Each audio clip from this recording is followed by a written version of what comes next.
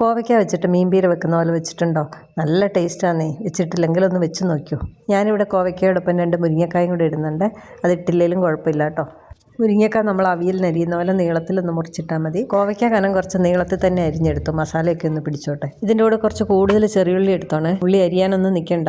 ഇത് 8 10 ഉള്ളിയുണ്ട്. ഇത് മിക്സിയുടെ ജാറിലേക്ക് ഇട്ട് കൊടുക്കാം. എരിവിന് ആവശ്യത്തിന് 2 3 പച്ചമുളക്, കുറച്ച് കറിവേപ്പില, 1/2 ടീസ്പൂൺ മഞ്ഞൾപ്പൊടി, 1/2 ടീസ്പൂൺ മുളക് പൊടി കൂടി പോലെ കറിയുടെ കളർ മാറിപ്പോകും. ആവശ്യത്തിന് ഉപ്പ്, 2 ടേബിൾ സ്പൂൺ തേങ്ങയും കൂടെ ചേർത്ത് പൾസ് മോഡിലിട്ടൊന്ന് കറക്കിയെടുക്കാം.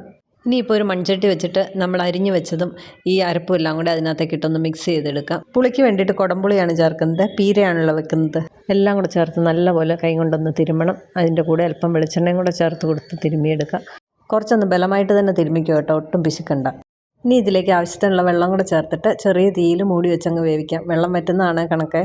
വെറും 10 മിനിറ്റ് ഇങ്ങനെ മൂടി വെച്ചാൽ മതി. 10 മിനിറ്റ് കഴിഞ്ഞിട്ടൊന്ന് തുറന്ന് നോക്കുമ്പോൾ എല്ലാം നന്നായിട്ട് വെന്തിട്ടുണ്ട്, വെള്ളവും വറ്റിയിട്ടുണ്ട്. ഇതിലേക്ക് ഇനി നല്ല പച്ച വെളിച്ചെണ്ണയും കുറച്ച് കറിവേപ്പിലയും കൂടെ ഇട്ട് ഇളക്കി ഇങ്ങനെ എടുത്തു കഴിഞ്ഞാൽ നല്ല ഉഗ്രൻ പീര റെഡി ആയിട്ടുണ്ട്. കോവയ്ക്ക പീര. ഡീറ്റെയിൽഡ് വീഡിയോ ചാനലിൽ അപ്ലോഡ് ചെയ്തിട്ടുണ്ട്, അപ്പോൾ കാണാൻ മറക്കല്ലേ.